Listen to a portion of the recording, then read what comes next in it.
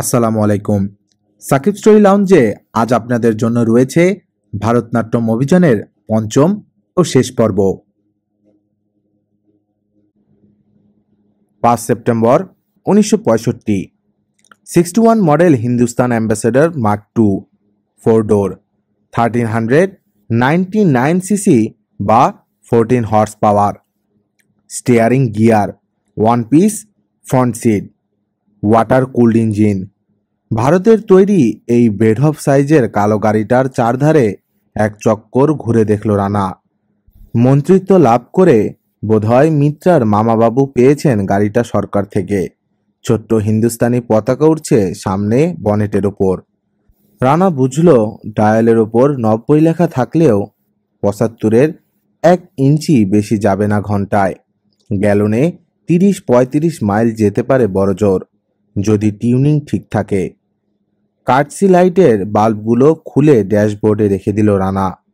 তৈরি আছে রানা। ছোট্ট একটা ব্যাগে প্রয়োজনীয় জিনিসপত্র নিয়ে এসেছে। 2টো ডেক্সেডিন ট্যাবলেট গিলে নিয়েছে আগেই। গিয়ে বসলো ও গাড়ির পিছন সিটে। ড্রাইভিং সিটে মিত্রা সেন। 7:30 বাজছে রানার রিস্ট ওয়াচে। উজ্জ্বল বাতি জ্বলে উঠেছে দোকানে দোকানে। গাড়িয়াহাটা, লেয়ার সার্কুলার রোড, শিয়ালদা, আচার্য প্রফুল্লচন্দ্র রোড, শ্যামবাজার, বেলগাছিয়া, পাইকপাড়া হয়ে ব্যারাকপুর ট্র্যাক রোডে পড়ল ওরা। এরপর কামারহাটি, পানিহাটি, সোদপুর, খড়দহ হয়ে টিটাগড়। একটি কথাও হলো না ওদের মধ্যে সারাটা রাস্তায়। টিটাগড় ছাড়িয়ে আরও আধ মাইল গিয়ে স্পিড কমালো মিত্রা। বায়ে মস্ত এরিয়া জুড়ে উঁচু পাঁচিল দেখা গেল আবছা মতো। নাগরদোলায় নিচে নামবার সময়ে বা প্লেনে এয়ার পকেটে পড়লে যেমন লাগে তেমনি হঠাৎ শূন্যতা অনুভব করল রানা পাকস্থলীর মধ্যে। এই সেই নিষিদ্ধ এলাকা। বায়ে মোড় নিল গাড়ি। প্রাচীরের বাইরে 200 গজ জায়গা ছেড়ে কাঁটাতার দিয়ে সমস্ত এলাকাটা ঘেরা। হাই ভোল্টেজ ইলেকট্রিক কারেন্ট দিয়ে সেই বেড়াকে দুর্ভেদ্য করা হয়েছে। এছাড়াও কাঁটাতারের বাইরে প্রতি 20 গজ অন্তর অন্তর রাইফেল হাতে প্রহরী দাঁড়ানো। ভিতরে ঢোকার একটাই মাত্র পথ। একটা সাদা কালো রং করা কাঠের দণ্ড দিয়ে আটকানো রয়েছে পথ। এটা চেকপোস্ট। দুই পাশে সেন্ট্রির ঘর। 2জন প্রহরী গেটের দুই পাশে দাঁড়িয়ে আছে স্টেনগান হাতে। মোটা দণ্ডের মাঝ বরাবর ঝোলানো একটা বড় সাইনবোর্ডে লেখা, prohibited area, no entry without pass. সা করে এসে গেটের সামনে থামলো গাড়ি। ফ্ল্যাগ এবং নাম্বার প্লেট দেখে স্যালিউট ঠুকল 2 প্রহরী। রেলগেটের মতো উঠে গেল পোস্টের এক মাথা উপরের দিকে। ঢুকে পড়ল গাড়ি সীমানার মধ্যে। শিরদাঁড়া সোজা হয়ে গিয়েছিল রানার। আবার হেলান দিয়ে বসল। খোয়া বিছানো রাস্তার উপর দিয়ে এগিয়ে গেল হিন্দুস্তান অ্যাম্বাসেডর। প্রায় 200 গজ অন্ধকার পথ। তারপর উঁচু পাঁচিল দিয়ে ঘেরা আসল এলাকা। স্টেনলেস স্টিলের শীট লাগানো লোহার গেট ভিতর থেকে বন্ধ। কলিং বেল টিপলে ছোট একটা ফোকর সৃষ্টি হবে স্টিল শীটে। সেখানে উদয় হবে প্রহরীর মুখ। 2 ধারের প্রহরী কক্ষের ফুটো থেকে 4টে মেশিন গান তৈরি থাকবে, যাতে কোনো অবস্থায় কেউ বিনা অনুমতিতে অনুপ্রবেশ করতে না পারে। এই গেটে মন্ত্রী হোক বা লাট সাহেব হোক ছাড়পত্র দেখাতে হবে, উদ্দেশ্য ব্যাখ্যা করতে হবে এবং উপযুক্ত কারণ দর্শাতে হবে আগে থেকে কোনো সংবাদ না দিয়ে হঠাৎ আগমনের। টেলিফোনে জয়দ্রথের অনুমতি আসবে, তারপর খুললেও খুলতে পারে সুরক্ষিত প্রকাণ্ড গেট। হেডলাইট নিভিয়ে দাও মিত্রা।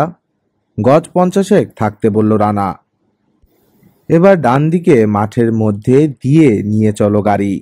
লাইট নিভিয়ে দিতেই চারদিক অন্ধকার হয়ে গেল। পেছন ফিরে দেখল রানা। কেউ লক্ষ্য করছে কিনা। না, সেন্ট্রি 2জন পাথরের মূর্তির মতো দাঁড়িয়ে আছে ওদের দিকে পিছন ফিরে। ডান দিকের মাঠে নেমে গেল গাড়ি। ঠিকমতো গ্রিজ দেওয়া নেই, তাই ইন্ডিপেন্ডেন্ট সাসপেনশন থেকে স্বাধীনভাবে নানান স্কেলে ক্যাচকুচ শব্দ উঠল অসমান জায়গায় চাকা পড়ায়।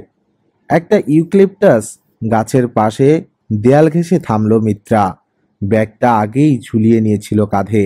এবার এক লাফে নেমে গেল রানা গাড়ি থেকে। মিত্রা নামল 20 ফিট উঁচু দেওয়াল। গ্রাপলিং হুক লাগানো দড়িটা ছুড়ে দিল রানা দেয়ালের মাথায়। খটাং শব্দ করে আটকে গেল সেটা।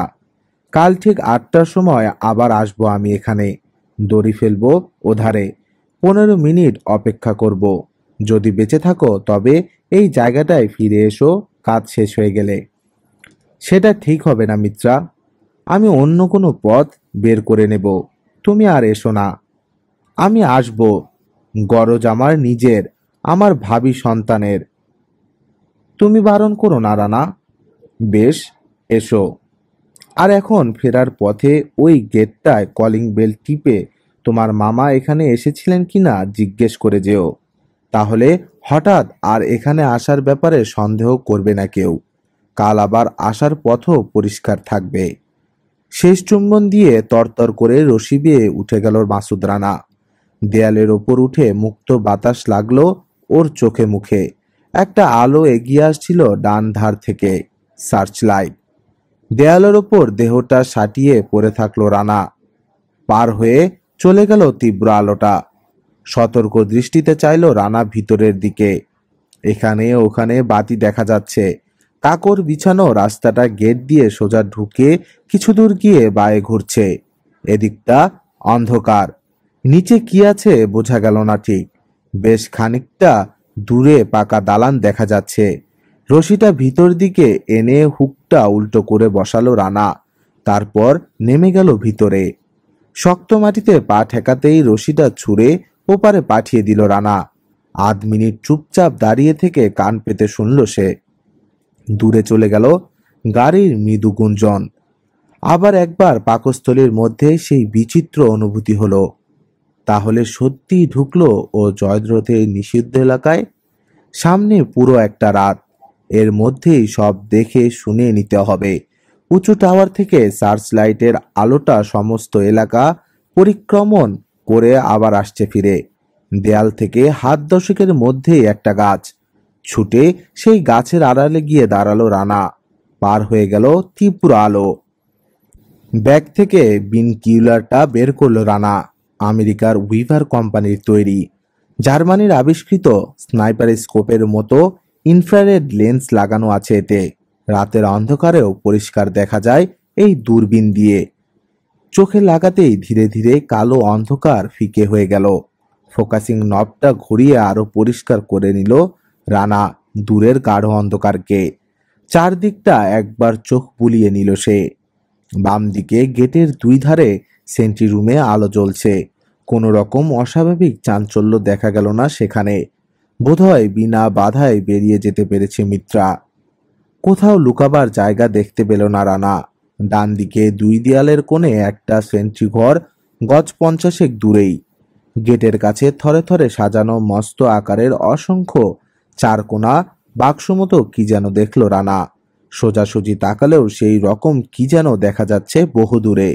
আশেপাশে কোনো লোকজন দেখতে পেল না ও। এখানে ওখানে অনেকগুলো গাছ আছে এলাকার মধ্যে, কিন্তু একটা গাছেও পাতা নেই। ন্যাড়া ডালপালা বিস্তার করে দাঁড়িয়ে ছোট বড় হরেক রকমের গাছ। কদাকার লাগছে ওগুলোকে দেখতে। হাঁটতে আরম্ভ করলো রানা সোজা।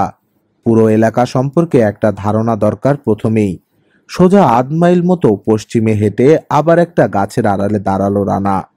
বিনেকুলার চোখে লাগিয়ে দেখলো প্রকাণ্ড একটা পাকা একতলা দালান দেখা যাচ্ছে। প্রায় 6 মাইল মতো লম্বা হবে। চওড়া কতটা তা বোঝা গেল না যেখানে দাঁড়িয়ে রয়েছে সেখান থেকে। ওখানেই আসল ব্যাপার চলছে বুঝতে পেরে সেদিকে এগোলো রানা। আলোকজ্জ্বল রাস্তাটা এক লাফে পার হয়ে এলো। আশা করলো কেউ দেখতে পায়নি। পুকুর ধার দিয়ে এসে দাঁড়ালো সেই প্রকাণ্ড ঘরের পাশে। জায়গায় জায়গায় কাচ বসানো, শোরুমের মতো। ভিতরটা অন্ধকার। বিনোকিউলার চোখে তুলে দেখলো রানা গোটা ঘর ফাঁকা। মেঝেটা বালির। যতদূর দেখা যায় কেবল বালি আর বালি। আর কিচ্ছু নেই ঘরের ভিতর। প্রায় 150 গজ চওড়া ঘরটা। কিছুই বুঝতে না পেরে রানা ভাবলো দেখা যাক ওপাশে কি আছে। এমন সময় চোখে পড়ল 2 জন সেন্ট্রি এগোচ্ছে এদিকে। চট করে আড়ালে সরে গেল রানা। ব্যাপার কি, দেখে ফেলেছে নাকি ওরা ওকে? 150 গজ পার হয়ে রানা দেখল হাত চারেক জায়গা ছেড়ে একই আকারের আরেকটা ঘর ও পাশে। এই ঘরটায় উজ্জ্বল বাতি জ্বলছে। কাঁচ দিয়ে দেখা গেল এ ঘরের বালির মেঝে, কাঁচটা গরম, ভেতরটায় হিটার বসানো নাকি। হঠাৎ রানার চোখে পড়ল অসংখ্য ছোট ছোট পোকা তিরিং বিরিং লাফাচ্ছে বালির ওপর। প্রকাণ্ড ঘরটায় একটি জনপ্রাণীর চিহ্ন নেই। ভুতুরে কারবার নাকি? এই ঘরটাও পার হয়ে গেল রানা পেছন দিক থেকে। আরেকটা ঘর। এ ঘরটা প্রথম ঘরের মতো অন্ধকার। কাছে হাত লাগাতেই রানা বুঝল ঘরটা অস্বাভাবিক রকমের ঠান্ডা। ভিতরে কিছুই দেখা যাচ্ছে না। আবার বিনোকিউলার তুলল রানা চোখে। ভিতরে চেয়েই চক্ষু ছানা বড়া হয়ে গেল ওর। লক্ষ লক্ষ কোটি কোটি পঙ্গপালে ছেয়ে আছে সারাটা ঘর। নড়াচড়া করছে না কেউ। এখন ওদের গভীর রাত। উত্তেজিত হয়ে উঠল রানা। সর্বনাশ! তাহলে তো ডক্টর আলী আকবরের কথাই ঠিক বলে মনে হচ্ছে। আর্টিফিশিয়াল উপায়ে ল্যাবরেটরিতে ব্রিড করছে এরা অসংখ্য পঙ্গপাল। ঘরের ভিতর মরুভূমির আবহাওয়া তৈরি করেছে এয়ার কুলার ও হিটার ব্যবহার করে। চতুর্থ ঘরটায় দ্বিতীয় ঘরের মতো উজ্জ্বল আলো। কাছে চোখ রেখেই শিউরে উঠল রানা। বালি দেখা যাচ্ছে না। মাটি থেকে 4 ফুট উঁচু হয়ে সারা ঘরময় বিছিয়ে রয়েছে পঙ্গপাল। একটার উপর আরেকটা, তার উপর আরেকটা চড়ে। এগুলো আকারে বড়, পূর্ণ অ্যাডাল্ট। একটার গায়ে লেগে আছে আরেকটা। ডক্টর আকবরের ভাষায় ফেস গ্রিগেরিয়া। লম্বা পা দিয়ে আঁকড়ে ধরে আছে একে অন্যকে। মারামারি চলছে নিজেদের মধ্যে। সবচাইতে নিচে যেগুলো আছে তাদের কথা ভাবতেই দম বন্ধ হয়ে গেল রানার। গাটা শিউরে উঠল তার আপনা আপনি কয়েকবার এত পোকা দেখে। সিকিমাইল লম্বা, 150 গজ চওড়া, 4 ফুট উঁচু, শুধু পঙ্গপাল আর পঙ্গপাল। আবার এগোলো। আরো একটা ঘর দেখা গেল একই আকারের, কিন্তু এর মধ্যে হরেক রকম যন্ত্রপাতি আর মানুষ দেখা গেল। বাতি জ্বলছে এই ঘরটায়। 2 পা পিছিয়ে দেয়ালের আড়ালে দাঁড়ালো রানা। বুঝলো এটাই আসল ল্যাবরেটরি। ঘরের মধ্যে 15 ফুট দৈর্ঘ্য প্রস্থ উচ্চতা বিশিষ্ট একটা তারের জাল ঘেরা খাঁচার ভিতর ঠাসাঠাসি করে ভরা পঙ্গপাল। মাটিতে শুয়ে পড়ে বুকে হেঁটে একটা ন্যাড়া গাছের আড়ালে উঠে দাঁড়ালো রানা। পঙ্গপাল ভর্তি খাঁচাটার 25 গজ দূরে আরেকটা সেই সমান খালি খাঁচার মুখ খোলা। একজন পুরো কালো ফ্রেমের চশমা পরা লোক সেই খাঁচার পিছনে কি একটা জিনিস ডান হাতে ধরে দাঁড়িয়ে আছে। ধুতিটা উঠছে জোর বাতাসে। রানা বুঝল প্রবল বাতাস বইছে পঙ্গপাল ভরা খাঁচাটার দিকে। ধুতি পরা লোকটা বাম হাতে ইশারা করতেই পঙ্গপালের খাঁচার মুখ খুলে গেল। হুড়মুড় করে বেরুতে থাকলো হাজার হাজার লক্ষ লক্ষ পঙ্গপাল। বাতাসের প্রতিকূলে উড়ে 3 মিনিটের মধ্যে সব গিয়ে ঢুকলো খালি খাঁচাটার মধ্যে। মুখ বন্ধ হয়ে গেল সে খাঁচার।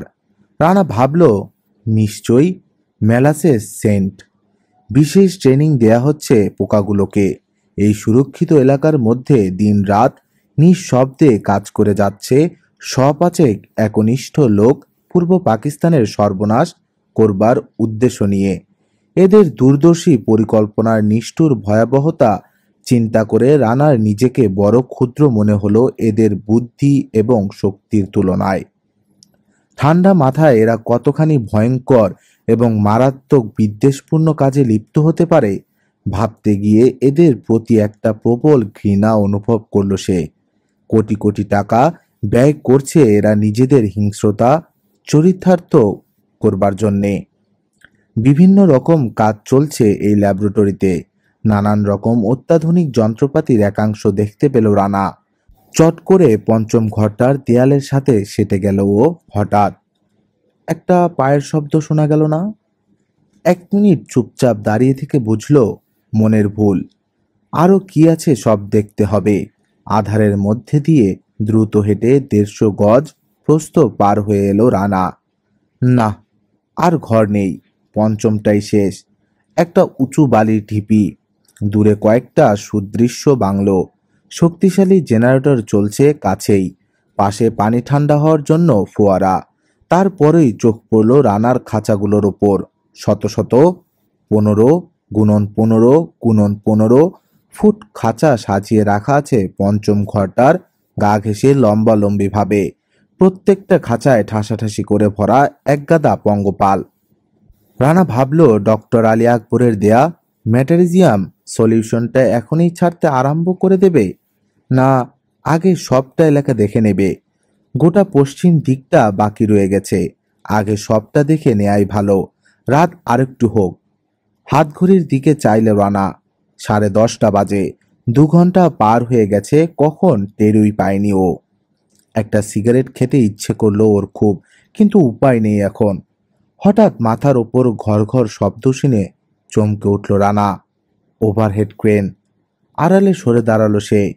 লোহার তারের মাথায় লাগানো হুক নেমে এসে একটা খাঁচা শূন্যে তুলে নিল। রানাকে দেখতে পায়নি ক্রেন চালক।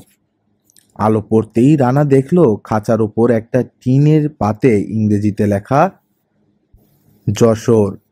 তাহলে এই খাঁচা চলল যশোর বর্ডারে। ক্রেনটা চলে যেতেই বিনোকিউলার চোখে তুলল রানা। দেখলো যতগুলো দেখা যায় সবগুলোর উপরেই লেখা আছে যশোর। সবশেষের খাঁচাটা একটু বাঁকা হয়েছিল, সেটাতেও পড়ল রানা যশোর। তাহলে প্রত্যেকটা জেলার জন্য এতগুলো করে পঙ্গপাল যাচ্ছে। অন্যান্য জেলার খাঁচা কি গন্তব্যস্থলে রওনা হয়েছে? ওভারহেড ক্রেনটা অনুসরণ করবে ভেবে এক পায়ে গিয়েছে। অমনি পিছন থেকে আওয়াজ এলো, খবরদার, মাথার ওপর হাত তুলে দাঁড়াও। ঘুরে দাঁড়িয়েই গুলি করল রানা। সাইলেন্সে লাগানো পিস্তল থেকে আওয়াজ হলো তুপ। ছিটকে লোকটার হাতের সাবমেশিন গানটা পড়ে গেল মাটিতে। তারই ওপর আছড়ে পড়ল লোকটা। রানা বুঝল একটু আগে দেখা দুজন প্রহরীর একজন হবে। দেখে ফেলেছিল ওকে নিশ্চয়ই। সঙ্গে সঙ্গেই দেয়ালের আড়াল থেকে বেরিয়ে এলো দ্বিতীয় জন। পাকারলিয়া? জিজ্ঞেস করলো সে। হ্যাঁ, রানা উত্তর দিল, কিন্তু গলার স্বরেই চিনে ফেলল সে। তাছাড়া পরিষ্কার দেখতে পাচ্ছে সে রানার হাতে সাবমেশিন গানটা নেই। মুহূর্ত মাত্র সময় না দিয়ে দ্বিতীয়বার গুলি করল রানা। এই লোকটাও হুমড়ি খেয়ে পড়ল সামনে, টু শব্দটি না করে। নিজের শার্ট প্যান্টের ওপর প্রথমে প্রহরীর কাপড় চোপড় পরে নিল রানা। তারপর দুটো মৃতদেহ আর একটা সাবমেশিন গান বালি চাপা দিয়ে দিল। ততক্ষণে আরও একটা খাঁচা তুলে নিতে ফিরে এলো ওভারহেড ক্রেন। চুপচাপ মাটিতে পড়ে রইল ও। ওটা চলে যেতেই দ্রুত কাজ সারার তাগিদ অনুভব করল রানা। এই দুজন প্রহরীর অনুপস্থিতি টের পেতে বেশি সময় লাগবে না ওদের। তার মধ্যেই চেষ্টা করতে হবে এখান থেকে বেরোবার। ব্যাগ থেকে স্প্রে গান ফিট করা সলিউশনের কৌটা বের করে পকেটে রাখল রানা। তারপর সাবমেশিন গানটা তুলে নিল হাতে। ইসাপুর গান অ্যান্ড শেল ফ্যাক্টরির তৈরি .38 ক্যালিবারের গান, 20 রাউন্ডের ম্যাগাজিন। চমৎকার হালকা যন্ত্রটা। খাঁচাগুলোর পাশ দিয়ে খোয়া বিছানো রাস্তায় গিয়ে উঠল রানা। তারপর এগোলো। ক্রেনটা যেদিকে গেছে সেদিকে আলোকিত রাস্তার ওপর দিয়ে বুক ফুলিয়ে। কিছু দূর পেছনে একটা গাড়ির ইঞ্জিন স্টার্ট নেওয়ার শব্দ পেল সে। হেডলাইট জ্বলে উঠল। দৌড়ে পালাতে ইচ্ছে করলো রানার, কিন্তু পালাতে গেলেই সন্দেহ হবে। টিপ টিপ করে জোর হার্টবিট আরম্ভ হয়ে গেল রানার। পিছন ফিরে চাইল না ও। পাশ কাটিয়ে চলে গেল জিপ। কোনো রকম সন্দেহ করেনি ওকে। ঘাম দিয়ে জ্বর ছাড়লো যেন।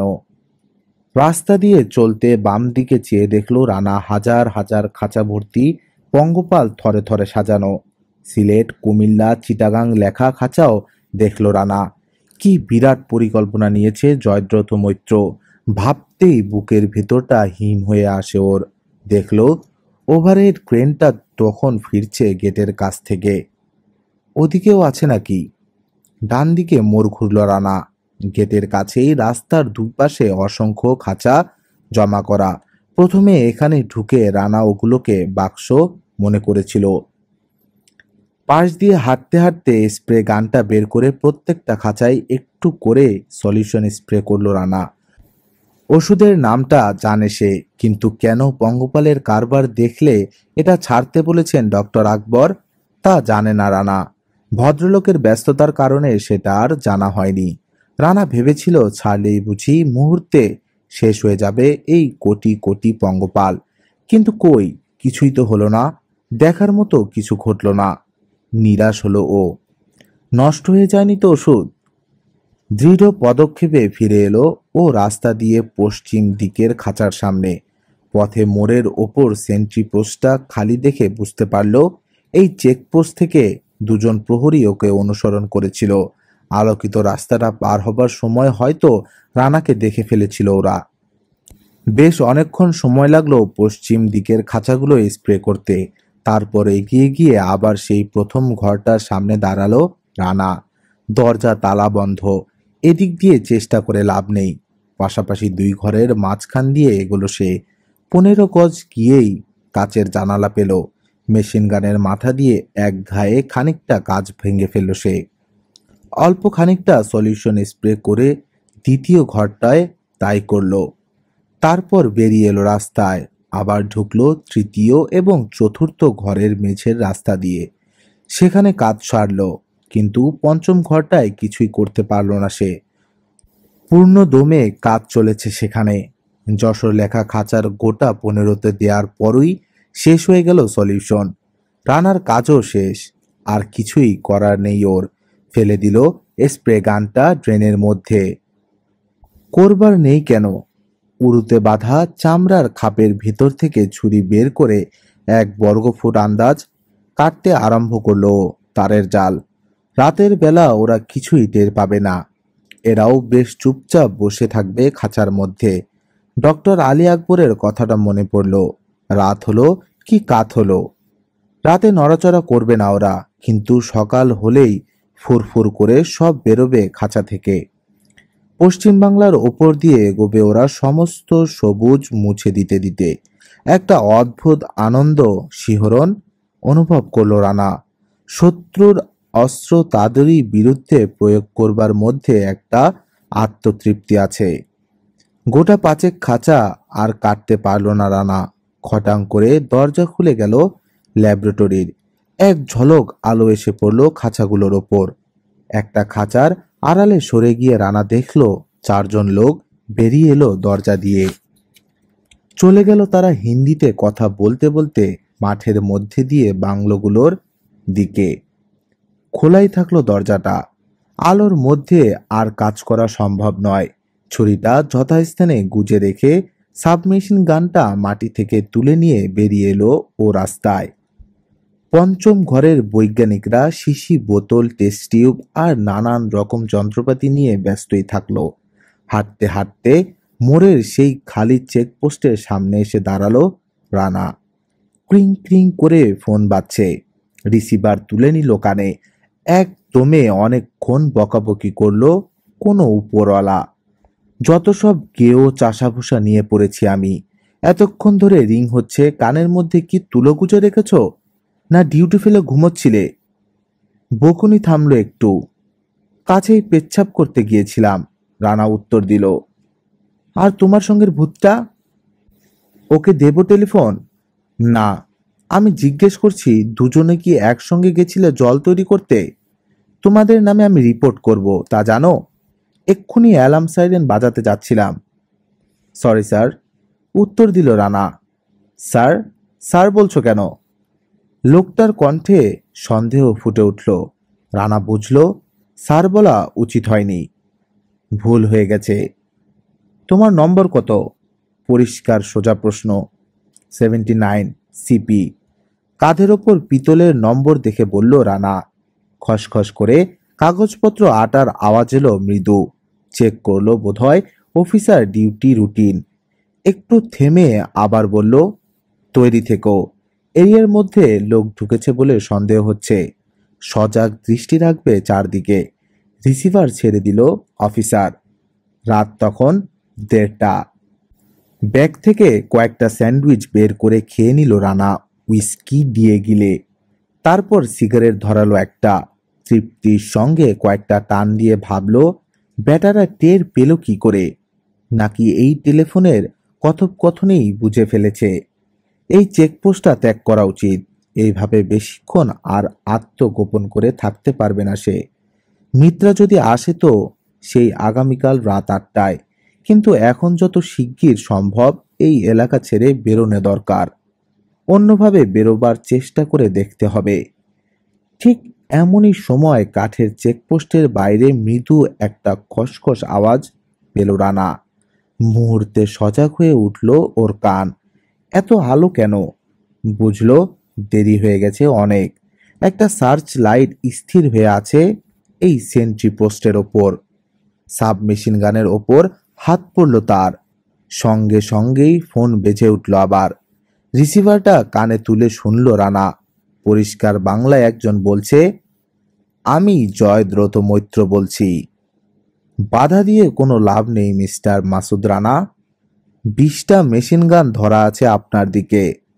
কথা না শুনলে 1 সেকেন্ডে শেষ হয়ে যাবেন। কথাটা বিশ্বাস করল রানা। কণ্ঠস্বরটাও চিনতে পারল অক্লেশে। মেশিন গান আর পিস্তলটা ডেস্কের ওপর রেখে দয়া করে খালি হাতে বেরিয়ে আসুন বাইরে ভদ্রলোকের মতো। চিন্তা করছে রানা, তাহলে ধরা পড়ল? ভাগ্যে কি ঘটতে চলেছে ভালো করেই জানা আছে রানার। এখন এই বীরের মতো যুদ্ধ করতে করতে প্রাণত্যাগ করবে, না অপেক্ষা করবে সুযোগের? জামার বোতামটা ছিঁড়ে খেয়ে নেবে? সার্চ লাইটটা সরে গিয়ে অন্ধকার মাঠের ওপর ঘুরে এলো একবার। সেই আলোয় রানা দেখল 20 জন সৈন্য মূর্তির মতো স্থির হয়ে দাঁড়িয়ে আছে ওর দিকে। প্রত্যেকের হাতে একটা করে সাবমেশিন গান। রানা স্থির করল, কুকুরের মতো গুলি খেয়ে মরবে না, অপেক্ষা করবে সুযোগের। অলরাইট বাস্টার্ড বলেই রিসিভার নামিয়ে রাখলো রানা। বেরিয়ে এসো বাপ, সময় নষ্ট করে লাভ আছে কিছু? খুব কাছেই পেছন থেকে মোলায়েম কণ্ঠস্বর শোনা গেল। বেপরোয়া রানা বেরিয়ে এলো বাইরে। খপ করে দুপাশ থেকে দুজন ধরল রানার হাত। তৃতীয় জন এবার পিছন থেকে এসে পিস্তলটা বের করে নিল রানার ওয়েস্ট ব্যান্ড থেকে। অন্ধকার থেকে এগিয়ে এলো মেশিনগান ধারীর দল। ইতিমধ্যে রানার হাত দুটো পিছমোড়া করে বাঁধা হয়ে গেছে। দরাম করে এক লাথি মারল আর্মি লেফটেন্যান্ট রানার পেছন দিকে। 2 পা সামনে এগিয়ে গেল রানা সেই ধাক্কায়। একটা সুদৃশ্য বাংলোর সামনে নিয়ে যাওয়া হলো রানাকে। আসুন আসুন, আপনার জন্যই অপেক্ষা করেছিলাম মিস্টার মাসুদ রানা। জানতাম আপনি বাঘের বাচ্চা, পালিয়ে যাবার লোক নন। কলকাতায় পেলাম না, কিন্তু জানতাম এখানে আপনার দেখা পাবই। হলুদ বিভৎস চোখ মেলে রানার দিকে চেয়ে রয়েছে জয়দ্রথ মৈত্র। ওর মুখে এই প্রথম হাসি দেখল রানা। হাসতে গিয়ে টান লাগতেই জিভ দিয়ে মুখের 2 কোণের ঘা ভিজিয়ে নিল লোকটা। কেশবিহীন প্রকাণ্ড মাথাটার 3 ফুট উঁচুতে উজ্জ্বল বাতি জ্বলছে। আলোটা চকচকে মাথায় প্রতিফলিত হয়ে চোখ ধাঁধিয়ে দিচ্ছে রানার। কিন্তু আশা করেছিলাম বাইরেই ধরা পড়বেন, ভেতরে ঢোকার আগেই। পেছন ফিরে হাঁটতে আরম্ভ করলো জয়দ্রথ মৈত্র। 5 জন ছাড়া বাকি সবাই পিছনে রয়ে গেল। ওয়েটিং রুমের মধ্যে দিয়ে একটা বিরাট কনফারেন্স হলে নিয়ে যাওয়া হলো রানাকে। প্রকাণ্ড একটা পাক ভারতের ম্যাপ ঝুলছে একধারের পুরো দেয়াল জুড়ে। মোটা লোহার শিক দিয়ে ঘেরা ঘরের একটা অংশ। চাবি দিয়ে গেটটা খুলে দিল জয়দ্রথ মৈত্র। দরজার সামনে দাঁড় করিয়ে ভালো করে সার্চ করা হলো রানার সারা দেহ। উরুতে বাঁধা খাপ থেকে ছোরাটা বের করে নেওয়া হলো। পিস্তলটা কোথায়? এই যে। রানার ওয়েলথার এগিয়ে দিল লেফটেন্যান্ট। সাইলেন্সার খুলে ফেলল জয়দ্রথ মৈত্র। স্লাইড টেনে 6টা গুলি বের করে ফেলল মাটিতে। ব্যারেলের গোড়ায় চেম্বারের কাছে বুড়ো আঙ্গুলের নখ রেখে পরীক্ষা করে দেখল গুলি ছোড়া হয়েছে কিনা। নলের ভিতরে পাউডারের দাগ দেখে মাথা নাড়ল সে। লাশ দুটো কোথায়? দপ করে জ্বলে উঠল জয়দ্রথের চোখ। লেফটেন্যান্ট তখন নিচু হয়ে মাটি থেকে গুলিগুলো তুলেছিল। রানা দেখল এই সুযোগ। রেঞ্জের মধ্যে আসতেই হঠাৎ প্রাণপণে ঝেড়ে এক লাথি লাগালো ওর চিবুকের নিচের নরম মাংস লক্ষ্য করে। এমন ঘটনার জন্যে কেউই প্রস্তুত ছিল না। স্টিলের সোল বসানো জুতো সোজা গিয়ে লাগলো লক্ষ্যস্থলে। একটা বিকট আওয়াজ করে 2 হাত শূন্যে তুলে চিত হয়ে পড়ল লোকটা মেঝেতে। খুঁটে তোলা গুলিগুলো ছিটকে গেল চারদিকে। নাক মুখ দিয়ে গল গল করে বেরিয়ে এলো তাজা রক্ত। শিরা ছিঁড়ে গেছে। আধ মিনিট ছটফট করে জয়দ্রথের চোখের সামনে স্থির হয়ে গেল দেহটা। লাল হয়ে গেল জয়দ্রথের ফর্সা মুখ। অনেক কষ্টে নিজেকে সংযত করল সে। এবার এক ঝটকায় হতভম্ব প্রহরীদের কাছ থেকে ছুটে এলো রানা। হাত দুটো তেমনি পেছনে বাঁধা। এক লাফে জয়দ্রথের কাছে চলে এলো সে। তলপ্যাট লক্ষ্য করে প্রচণ্ড একটা লাথি চালালো। স্থির হয়ে দাঁড়িয়েছিল জয়দ্রথ। চট করে এক পা পিছিয়ে ধরে ফেলল রানার পা। রানার কানে গেল। পিছনের কাউকে জয়দ্রথ বলল, খবরদার, গুলি করো না। তারপরেই ধাই করে একটা রাইফেলের বাট এসে পড়ল ওর মাথার উপর। জ্ঞান হারিয়ে মেঝেতে লুটিয়ে পড়ল মাসুদ রানা। ঠিক সেই সময় পাশের একটা দরজা দিয়ে স্লিপিং গাউন পরিহিতা স্যালি ডেভন ঢুকল এসে ঘরে। এক মুহূর্ত অবাক হয়ে রানাকে দেখল সে। এখন যাও সেলি, 5 মিনিটের মধ্যেই আসছি আমি। বিনা বাক্য ব্যয়ে চলে গেল স্যালি পাশের ঘরে। শক্ত করে রানার পা বেঁধে ফেলা হলো। জয়দ্রথের ইঙ্গিতে লেফটেন্যান্টের মৃতদেহ উঠিয়ে নিয়ে গেল দুইজনে। বাকি দুজন রানার পা ধরে টেনে ছেঁচড়ে নিয়ে এলো জ্ঞানহীন দেহটা লোহার গারাদ দেয়া হাজত ঘরটার মধ্যে। তালা লাগিয়ে দিল জয়দ্রথ লোহার গেট। হাতের ইঙ্গিতে ওদের চলে যেতে বলে টেবিলের উপর কয়েকটা কাগজ ঘাটল কিছুক্ষণ। একটা টেলিফোন করলো কোথাও। তারপর বাতি নিভিয়ে দিয়ে চলে গেল পাশের ঘরে। ঘণ্টাখানেক পর জ্ঞান ফিরে পেল রানা। মাথায় অসহ্য যন্ত্রণা। চোখ মেলে দেখল চারিদিকে নিশ্ছিদ্র অন্ধকার। কোথায় আছে বুঝতে পারল না ও। পিঠের তলায় হাতটা বেকায়দায় পড়ে রক্ত চলাচল বন্ধ হয়ে গেছে। দেহ কাত করে চাপ মুক্ত করল রানা। শক্ত করে বাঁধা হাত দুটো। আবার রক্ত চলাচল শুরু হওয়ায় ঝিঝি ধরে গেল ডান হাতে। বিকারগ্রস্তের মতো অনেক আজেবাজে চিন্তা ঘুরপাক খেতে থাকলো ওর মাথার মধ্যে। একই কথা বারবার ফিরে আসে। চেষ্টা করেও তাড়াতে পারে না রানা। ধীরে ধীরে নিস্তেজ হয়ে ঘুমিয়ে পড়ল। অনেক বেলায় ঘুম ভাঙল রানার। চোখ বন্ধ করেই শুনল পাশের ঘরে খবর হচ্ছে রেডিওতে। হঠাৎ ভয়ঙ্কর রকম চমকে উঠল রানা। মুহূর্তে ঘুমের রেশ কেটে গেল তার। যুদ্ধ। নিজের কানকেও বিশ্বাস করতে ভরসা হলো না। এ খবর প্রচারিত হচ্ছে রেডিও পাকিস্তান থেকে। আজ ভোর 3:30টায় লাহোরের আটারি, ওয়াগা ও বার্কি সেক্টরে কোনো রকম যুদ্ধ ঘোষণা ব্যতি রেখেই সাম্রাজ্যবাদী ভারতের হীন আক্রমণের পরিপ্রেক্ষিতে দেশে জরুরি অবস্থা ঘোষণা করা হয়েছে। অতর্কিত আক্রমণ করে ভারতীয় সৈন্য লাহোর সেক্টরে পাকিস্তানের মূল ভূখণ্ডের 3 মাইল অভ্যন্তরে প্রবেশ করেছে। পাকিস্তান স্থল বাহিনীর বীর জওয়ানরা বিপুল বিক্রমে শত্রু সৈন্যকে প্রতিহত করছেন। এইমাত্র খবর পাওয়া গেছে ভারতীয় বিমান বাহিনী ওয়াজিরাবাদে দণ্ডায়মান একটি যাত্রীবাহী রেলগাড়ির ওপর বোমা বর্ষণ করেছে। পূর্ব ও পশ্চিম পাকিস্তানের মধ্যে বিমান চলাচল অনির্দিষ্টকালের জন্যে স্থগিত রাখা হয়েছে। জাতির উদ্দেশ্যে আজ প্রেসিডেন্ট যে জরুরি বেতার ভাষণ দান করেছেন তার বাংলা তর্জমা প্রচার করা হবে পূর্ব পাকিস্তান সময় বিকেল 4টায়। ব্যাপার কি? যুদ্ধ লেগে গেল? লাহোর আক্রমণ করেছে হিন্দুস্তান? খবরের বিশেষ বিশেষ অংশগুলো আবার পড়ে শোনানো হলো। মন দিয়ে শুনল রানা। এখন পর্যন্ত পাকিস্তান বিমান বাহিনী 8টি ভারতীয় বিমান ধ্বংস করে দিয়েছে।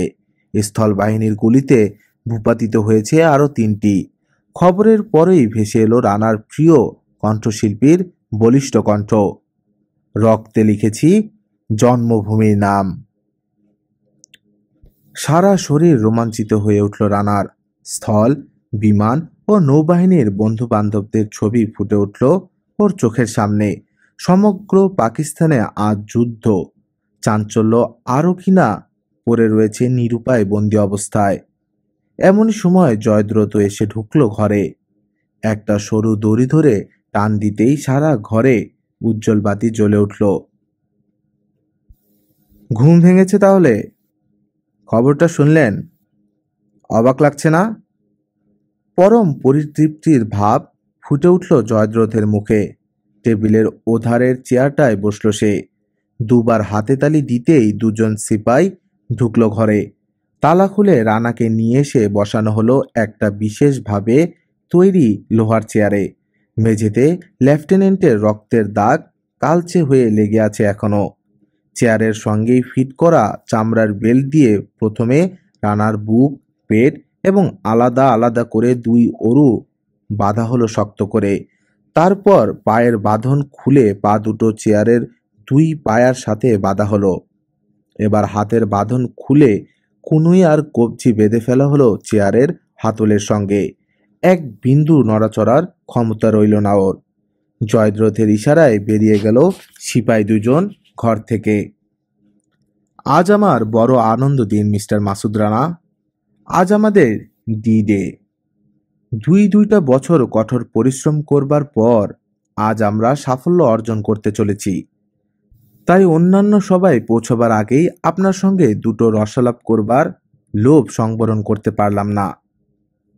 একটু নড়ে চড়ে আরাম করে বসল জয়দ্রথ।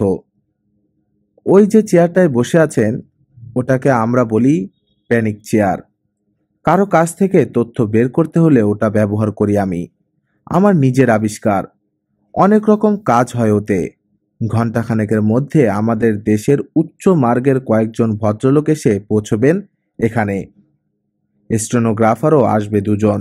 তাদের সামনে আপনার কাছ থেকে আমাদের প্রয়োজনীয় তথ্য বের করে নেওয়া হবে নানান কৌশলে। একটু লক্ষ্য করলেই দেখতে পাবেন কয়েকটা ইলেকট্রিক তার গিয়ে ঢুকেছে চেয়ারটার ভেতর। 12টা বোতাম আছে আমার হাতের কাছে, এক একটাতে এক এক ফল। সময় মতো টের পাবেন সব। এখন আমার অতিথিরা এসে পৌঁছাবার আগেই আপনাকে বর্তমান পরিস্থিতি সম্পর্কে ওয়াকেফ হাল করে নিতে চাই। অ্যাক্টিভ নস্যি নিল জয়দ্রথ মৈত্র।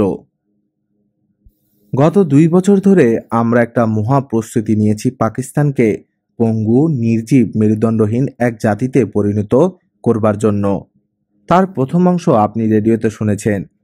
11 ডিভিশন ভারতীয় সৈন্য আজ পশ্চিম পাকিস্তান সীমান্তে প্রস্তুত। আখনূর থেকে রাজস্থান পর্যন্ত ভারতীয় পদাতিক, পার্বত্য অশ্বারোহী, সাজোয়া ও গোলন্দাজ বাহিনী আজ আক্রমণরত। কেবল লাহোরেই 2 ডিভিশন সৈন্য আজ ঢুকে পড়েছে পাকিস্তানের ভেতর। 50 নর্থ আর 7 নর্থ পদাতিক ডিভিশন আর 23rd পার্বত্য ডিভিশন রিজার্ভ রাখা হয়েছে। প্রয়োজন হলে লাগানো হবে। এছাড়া কাছেই অমৃতসরে আরও 1 ডিভিশন সৈন্য মোতায়েন রাখা হয়েছে। 2 দিক আক্রমণ করা হয়েছে, আটারি ওয়াগা এবং বার্কি লাহোর। এই ভয়ঙ্কর আক্রমণ প্রতিহত করবার ক্ষমতা পশ্চিম পাকিস্তানে নেই। এছাড়া এয়ারফোর্স তো রয়েছেই সাহায্যের জন্য।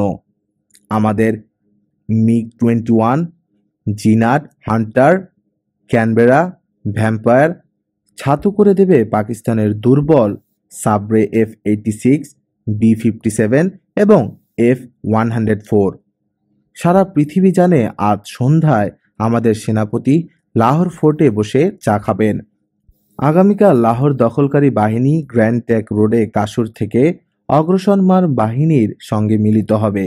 লাহোরের পর শিয়ালকোট। চুরমার হয়ে যাবে পাকিস্তানদের মনোবল। সর্বত্র দেখা দেবে বিশৃঙ্খলা। মাত্র 10 দিন লাগবে আমাদের পশ্চিম পাকিস্তানকে পদানত করতে।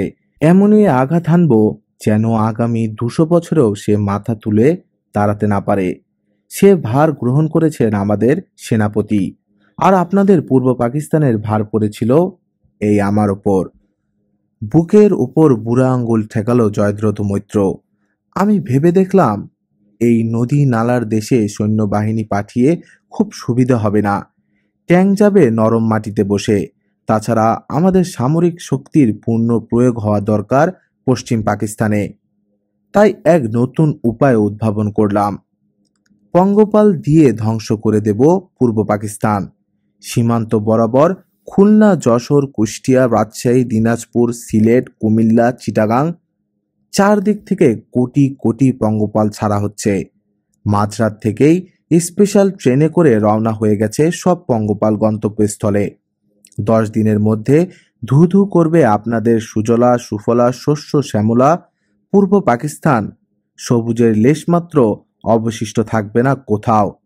ভয়ঙ্কর দুর্ভিক্ষ লাগবে। না খেতে পেয়ে মারা যাবে লক্ষ লক্ষ মানুষ। বাইরে থেকে সাহায্য পাবে না কোনো। বাধ্য হয়ে আমাদের কাছে প্রাণ ভিক্ষা চাইবে তখন। হাহাকার পড়ে যাবে সারা দেশ জুড়ে। আমরা তখন দয়া পরবশ হয়ে অনায়াসে দখল করে নেব পূর্ব পাকিস্তান। বাধা দেওয়ার লোক থাকবে না আর। নির্বিকার ভাবে শুনছিল মাসুদ রানা। এবার বলল, আর চুপচাপ তাই দেখবে পৃথিবী? গাজা মারার জায়গা পাওনি শালা। জয়দ্রত একটা বোতাম স্পর্শ করল। সঙ্গে সঙ্গেই আর্তনাদ করে উঠল রানা, তীব্র একটা বিদ্যুৎ ঝটকা খেয়ে। কেউ অশোভন কথা বললে এই বোতামটা সাধারণত টিপি আমি।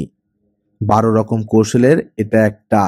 আশা করি ভবিষ্যতে আর অভদ্র ভাষা ব্যবহার করবে না।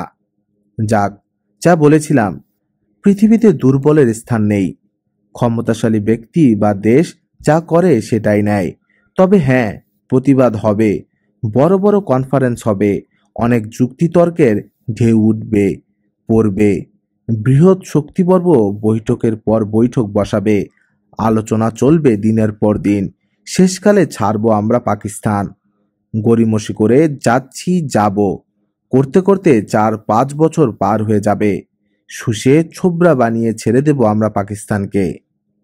প্রাণটা কেবল দুর্বলভাবে ধুকপুক করবে, আর কিছু অবশিষ্ট থাকবে না। জন্মের পর থেকে আপনারা যে অবিরাম উদ্বেগের মধ্যে রেখেছেন আমাদেরকে, তাতে সমূলে বিনাশ করা ছাড়া আর কোনো পথই ছিল না আমাদের। একটু থেমে এক টিপ নস্যি নিল জয়দ্রত মৈত্র। পাশেই রাখা একটা ছোট্ট দামি অলওয়েভ ট্রানজিস্টার রেডিও খুলে দিল। প্রেসিডেন্টের ভাষণের অনুবাদ প্রচার করা হচ্ছে। ভারতের কামান চিরতরে স্তব্ধ না করা পর্যন্ত 10 কোটি পাকিস্তান বিশ্রাম গ্রহণ করবে না। ভারত এখন বুঝতে পারছে না কোন জাতির বিরুদ্ধে সে মাথা তুলেছে। একটু বিদ্রুপের হাসি হেসে বন্ধ করে দিল জয়দ্রত রেডিওটা। আমার দায়িত্ব ছিল মস্ত বড় মিস্টার মাসুদ রানা। বহু বাধা বিপত্তি অতিক্রম করে আমার পঙ্গপাল বাহিনী তৈরি করতে হয়েছে। কত শত কঠিন সমস্যা এসে উপস্থিত হয়েছে। ওই যে 4টে ব্রিডিং রুম দেখছেন, সবগুলোই আবহাওয়া নিয়ন্ত্রণের ব্যবস্থা রয়েছে। মরুভূমির আবহাওয়া তৈরি করা হয়েছে সেখানে। লো হিউমিডিটি, হাই টেম্পারেচার আর রাতে শীতল। বছরে 6 বার ডিম পাড়িয়েছি ওদের দিয়ে। প্রতি 24 ঘন্টার মধ্যে 4 বার দিনকে রাত করেছি, রাতকে দিন। 1 মাসের জায়গায় 1 সপ্তাহে পূর্ণবয়স্ক পঙ্গপাল তৈরি করেছি। স্ত্রী পঙ্গপাল বালুর নিচে 200 করে ডিম পেড়েছে। ডিম থেকে পিউপা, তার থেকে লার্ভা এবং সব শেষে অ্যাডাল্ট। বিশেষ প্রক্রিয়ায় 10 দিনের মধ্যেই ডিম পাড়াবার জন্যে প্রস্তুত হয়ে গেছে নতুন জেনারেশন। চিন্তা করে দেখুন, নইলে সমগ্র পূর্ব পাকিস্তান ছেয়ে ফেলা সম্ভব হতো না এত অল্প সময়ের মধ্যে। আমার বম্বে লোকাস্ট অর্থাৎ অ্যাকুয়ারিয়াম সাংসিংটাম আবার চলে যাওয়ায় অনুকূলে। যে সময়টাতে ছাড়তে চাই সে সময় হাওয়া বয় দক্ষিণ পূর্ব দিক থেকে।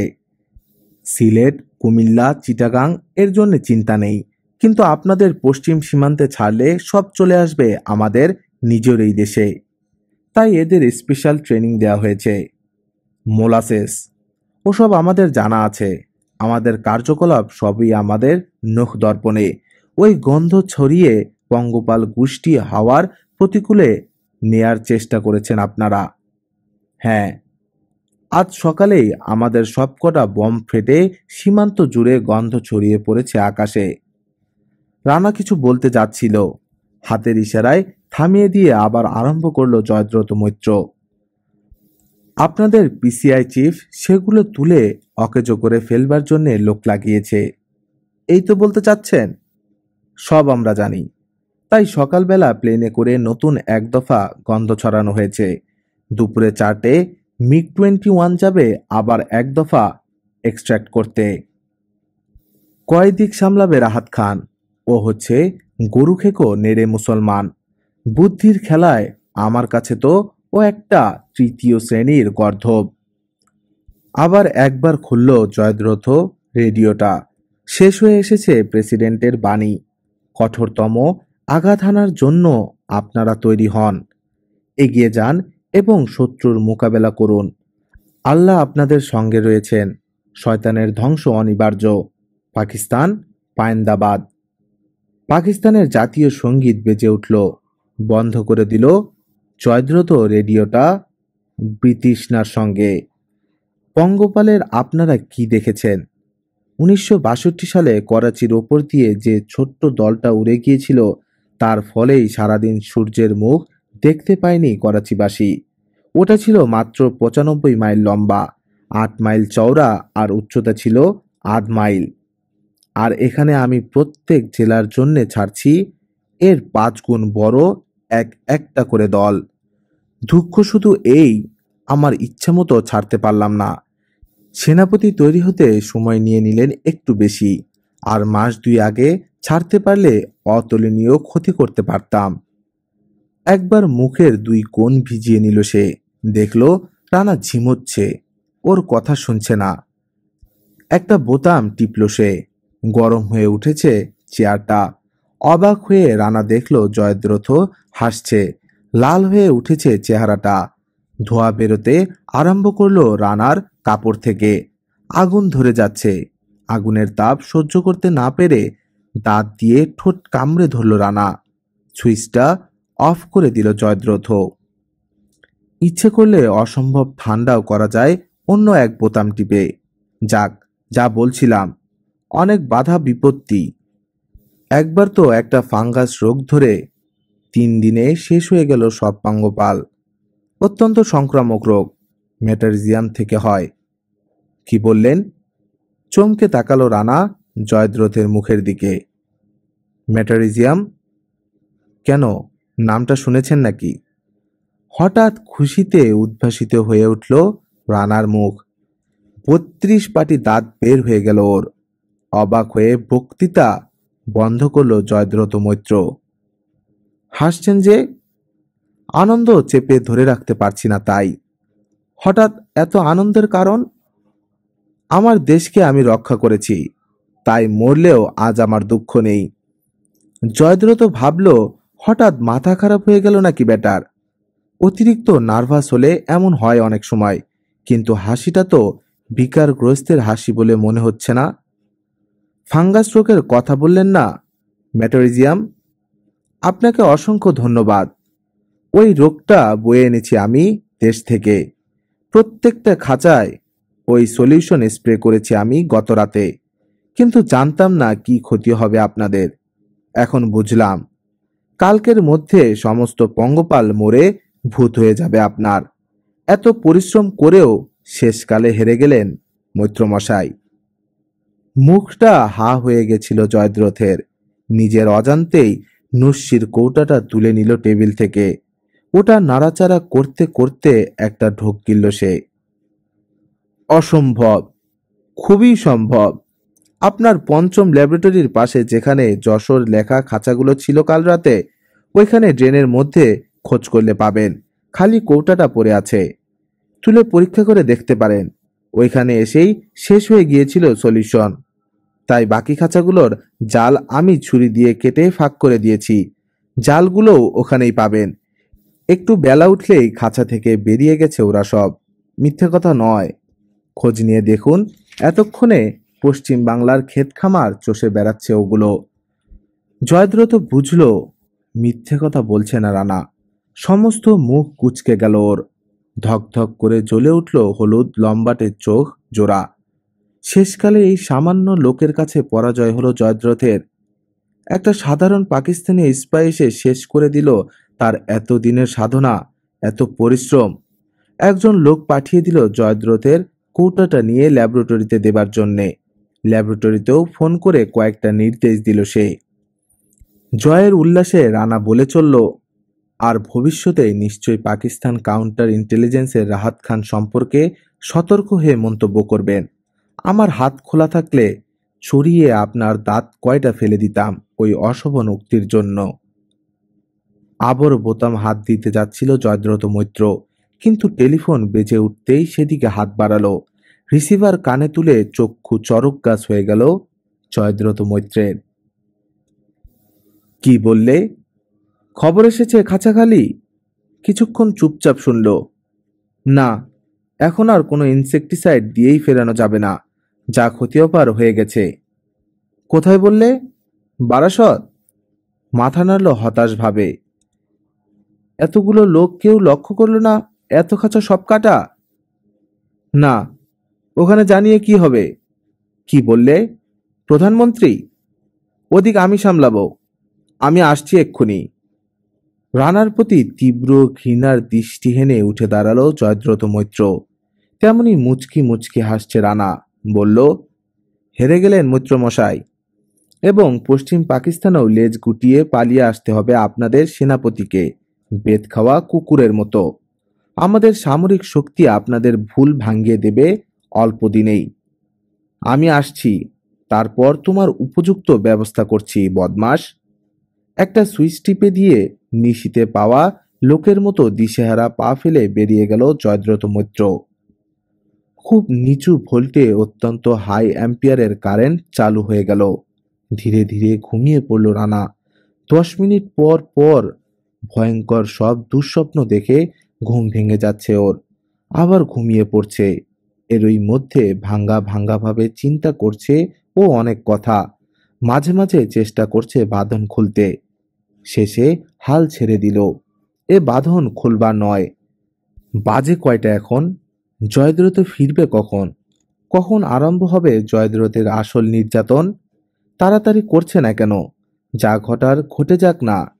এমনই অনিশ্চয়তার মধ্যে অনির্দিষ্টকালের জন্য অপেক্ষা করা যায় না। মাথার ওপর দিয়ে কত যে জেট গেল ঝাঁকে ঝাঁকে তার ইয়াত্তা নেই। রানা ভাবল, এ এক অদ্ভুত নির্যাতন বের করেছে তো জয়দ্রথ। যখন ও ঘুমোতে চাইছে তখন কে যেন জাগিয়ে দিচ্ছে ওকে, আবার জেগে থাকবার চেষ্টা সত্ত্বেও কে যেন ঘুম পাড়িয়ে দিচ্ছে। আর কিছুক্ষণ থাকলে পাগল হয়ে যাবে ও। ঘুমটা যতবার ভাঙছে দুঃস্বপ্ন দেখে ভাঙছে। টপ টপ করে ঘাম ঝরছে সর্বাঙ্গ থেকে। একটা ছায়া কেঁপে উঠল ঘরের ভেতর। চমকে ঘাড় ফেরালো রানা। Sally Devon. প্রথমেই পা টিপে টিপে বোতামগুলোর কাছে গিয়ে দাঁড়ালো সে। আবার ঘুমিয়ে পড়েছিল রানা। সুইচ অফ করে দিতেই ঘুমের রেশটা গেল ছুটে। চটপট রানার বাঁধন খুলতে আরম্ভ করলো এবার স্যালি। হাতের বাঁধন আগে খুলল, তারপর পায়ের। বিস্মিত রানা নিজেই তাড়াতাড়ি গলা, বুক এবং পেটের বেল্টগুলো খুলে ফেলল। আধ মিনিটের মধ্যেই বাঁধন মুক্ত। রানা উঠে দাঁড়ালো চেয়ার ছেড়ে। আপনি কোত্থেকে? রানা জিজ্ঞেস করল। জয়দ্রথের সঙ্গে আছি ব্যাংকক যাবার আগের কটা দিন। ক্যাথির পাপের প্রায়শ্চিত করছি। আপনার ঋণ আমরা কোনো দিনই শোধ করতে পারবো না। আমার বোন ভুল করেছিল, ওকে ক্ষমা করতে পারবেন না মিস্টার রানা? ওসব পরে হবে স্যালি, এখন বাজে কয়টা? 7:30। কজন সশস্ত্র লোক আছে এ বাড়িতে? 8-10 জন। কিন্তু সম্পূর্ণ এরিয়ার অর্ধেক প্রহরীকে বিদায় করে দেয়া হয়েছে আজ। আমার পিস্তলটা কোথায় জানেন? না। প্রহরীদের চোখে না পড়ে এ বাড়ি থেকে বেরোবার কোনো পথ আছে? তা ঠিক বলতে পারবো না। গতকালই প্রথম এসেছি আমি এখানে। জয়দ্রথ কখন আসবে বলে গেছে কিছু? স্যালিকে আর জবাব দিতে হলো না। একটা জিপ চড়ে ব্রেক কষে স্কিড করে থামলো গাড়ি বারান্দায়। স্যালিকে পাশের ঘরে যাবার জন্য মৃদু একটা ধাক্কা দিয়ে ইঙ্গিত করলো রানা। দ্রুত চোখ বুলালো ও ঘরের চারধারে। অস্ত্র হিসাবে ব্যবহার করা যায় এমন একটা জিনিসও চোখে পড়ল না ওর। টেবিলের ওপর থেকে দুটো কাচের পেপার ওয়েট তুলে নিল হাতে। কয়জন লোক আসছে কে জানে। দেয়ালের গায়ে সেটে দাঁড়ালো রানা, দরজা থেকে 4 হাত দূরে। পায়ের শব্দ শুনে রানা আন্দাজ করলো দুজন লোক এগিয়ে আসছে এই ঘরের দিকে। কথা বলতে বলতে ঢুকলো জয়দ্রথ মৈত্র। পিছন পিছন এলো কোমরে রিভলভার ঝোলানো একজন উচ্চ পদস্থ military officer. Where is the swine? জিজ্ঞেস করলো অফিসার। প্যানিক চেয়ারটা খালি দেখেই আটকে উঠল জয়দ্রথ। ধাই করে একটা ভারী পেপার ওয়েট গিয়ে লাগলো মিলিটারি অফিসারের নাক বরাবর। নাকে হাত দিয়ে বসে পড়ল প্রকাণ্ড চেহারার লোকটা। তারপর লুটিয়ে পড়ল মাটিতে জ্ঞান হারিয়ে। দ্বিতীয় ঢিল ছুড়ল রানা জয়দ্রথের মাথা লক্ষ্য করে। দ্রুত মাথা সরিয়ে নিয়ে লক্ষ্যভ্রষ্ট করে দিল রানাকে জয়দ্রথ। সোজা ওপাশের দেয়ালে লেগে চৌচির হয়ে গেল কাচের পেপার ওয়েট। বাঘের মতো ঝাঁপিয়ে পড়ল রানা জয়দ্রথের ওপর, কিন্তু নাকে মুখে দমাদম কয়েকটা ঘুষি খেয়ে থমকে দাঁড়ালো।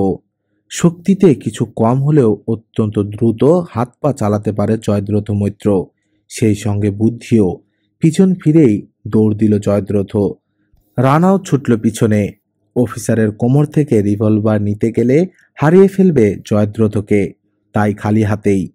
চিৎকার করে লোক ডাকছে জয়দ্রথ। শোবার ঘর থেকে বেরিয়ে পেছন দিকের বারান্দায় পড়ল। তারপর ড্রয়িং রুমের পাশ দিয়ে ছুটল সে। যাবার সময় ড্রয়িং রুমের দরজায় লাগানো একটা কলিং বেল টিপে দিল একবার। পেছন থেকে ধাওয়া করে প্রায় ধরে ফেলবে রানা, এমন সময় হঠাৎ রুখে দাঁড়ালো জয়দ্রথ মৈত্র, হাতে উদ্ধত ছুরি। সময় মতো সাবধান না হলে ঢুকে যেত ছুরিটা রানার বুকে। ওর হাত ধরে ফেলল রানা, তারপর জুজুৎসুর এক প্যাচে দরাম করে আছড়ে ফেলল মাটিতে। জোরে মাথাটা ঠুকে গেল মেঝেতে, কিন্তু ছুরিটা ছাড়ল না সে হাত থেকে। প্রচণ্ড ওজনের গোটা দুই লাথি লাগালো রানা জয়দ্রথের পাঁজরের ওপর। যন্ত্রণায় কুঁকড়ে গেল ওর দেহটা। বিলিয়ার্ড বলের মতো চকচকে গোল মাথায় একটা লাথি মারতেই বড় সাইজের সুপারির মতো ফুলে উঠল জায়গাটা। এমন সময় ভূতের আওয়াজ পাওয়া গেল। দৌড়ে এইদিকে আসছে কয়েকজন লোক। চিৎকার করবার চেষ্টা করলো জয়দ্রথ, কিন্তু ভাঙ্গা একটা কর্কশ শব্দ বেরোলো ওর মুখ থেকে। মৃত্যুর বিভীষিকা ওর চোখে মুখে। আরেকটা লাথি মারল রানা ওর মাথায়। সাময়িকভাবে জ্ঞান হারালো জয়দ্রথ। এবার জয়দ্রথের একটা হাত ধরে ছেঁচড়ে টেনে নিয়ে পাশের ঘরে ঢুকে পড়ল রানা। Dining room. এগিয়ে আসছে পায়ের শব্দ। বুকের ওপর চেপে বসে গলা টিপে ধরল রানা জয়দ্রথের। হঠাৎ জ্ঞান ফিরে পেল জয়দ্রথ। ঠিকরে বেরিয়ে আসতে চাইছে হলুদ চোখ দুটো। তখনও ছুরিটা ধরা আছে ওর হাতে। চেষ্টা করলো ও একবার। ডান হাতটা ওঠালো দুর্বলভাবে। রানার পিঠে বসাবার চেষ্টা করলো ছুরি। খোঁচা খেয়েই গলা থেকে একটা হাত সরিয়ে কেড়ে নিল রানা ছুরিটা। এবার পা দুটো মাটিতে আছড়ে প্রহরীদের দৃষ্টি আকর্ষণ করবার চেষ্টা করলো জয়দ্রথ। রানা দেখলো এভাবে এর পিছনে সময় নষ্ট করা যায় না, ধরা পড়ে যাবে। নিষ্ঠুরভাবে ছোড়া চালালো ও। ফিনকি দিয়ে বেরিয়ে এলো রক্ত। ছিটকে এসে লাগলো রানার চোখে মুখে। মাথাটা একদিকে হেলে পড়ল জয়দ্রথের। ফাঁক হয়ে আছে গলা। কলকল করে রক্ত গড়িয়ে যাচ্ছে মেঝেতে। ছুরি হাতে প্রস্তুত থাকলো রানা, কিন্তু না। ডাইনিং রুমটা ছাড়িয়ে দৌড়ে চলে গেল ওরা সামনে। পর্দার নিচ দিয়ে ওদের বুট দেখতে পেল রানা। জনা ছয়েক হবে। এবার ধীর পায়ে পেছনের দিকে জানালার সামনে গিয়ে দাঁড়ালো রানা। অন্ধকার হয়ে গেছে বাইরেটা। যদি এখান থেকে বেরোতে না পারে তবে যতগুলোকে সম্ভব শেষ করে তারপর মৃত্যুবরণ করবে ও। হঠাৎ 50 গজ দূরে বালির টিভিটার কথা মনে পড়ল ওর। মৃতদেহ দুটোর সঙ্গে সাবমেশিন গানটার কথাও মনে এলো। এতক্ষণ পর্যন্ত ওগুলো যথাস্থানে আছে কিনা কে জানে। আবার পায়ের শব্দ পাওয়া গেল করিডোরে। দরজা খুলে বাড়িটার পেছন দিকে বেরিয়ে এলো রানা। সার্চলাইটের আলোটা একবার ঘুরে যেতেই দৌড় দিল ও। পাওয়ার জেনারেটরের পাশ দিয়ে সামনের আলোকিত খোলা মাঠে পড়ল এবার। এক ছুটে চলে এলো বালির টিভিটার কাছে। আছে। টান দিয়ে সাবমেশিন গানটা বের করে বালি ছেড়ে নিল রানা। একজন মৃত প্রহরীর কবজি পর্যন্ত হাত বেরিয়ে পড়ল বাড়ির ভিতর থেকে। রওনা হতে গিয়েও থেমে দাঁড়ালো রানা। টেনে বের করলো মৃতদেহটাকে। দুটো এক্সট্রা ম্যাগাজিন টান দিয়ে বের করে নিল মৃত প্রহরীর কোমরের বেল্ট থেকে। 6 জন প্রহরী রাইফেল হাতে জয়দ্রথের বাংলোর পেছন দিয়ে বেরিয়ে এলো। জয়দ্রথের মৃতদেহ দেখতে পেয়েছে নিশ্চয়ই, তাই বেরিয়ে এসেছে পেছনের খোলা দরজা দিয়ে।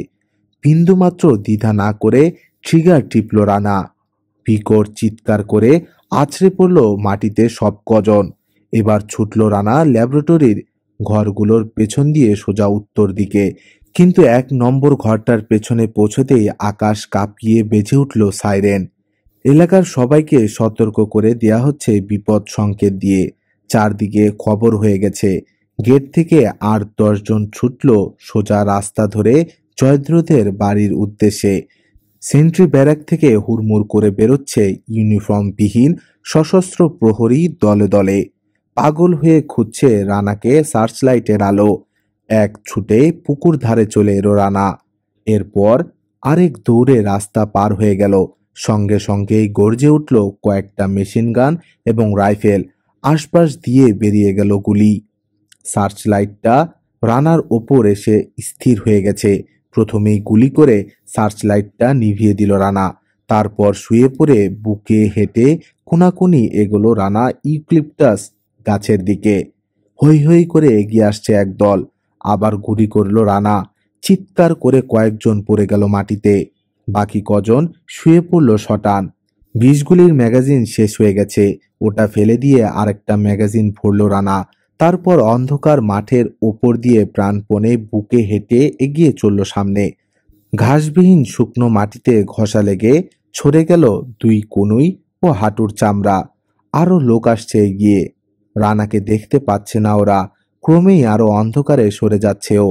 কিন্তু পেছনে আলোকিত রাস্তা থাকায় রানা দেখতে পাচ্ছে প্রহরীদেরকে পরিষ্কার। আর একটু ডাইনে সরে গেল রানা। আরো বেশ খানিকটা দূরে আছে দেয়ালটা।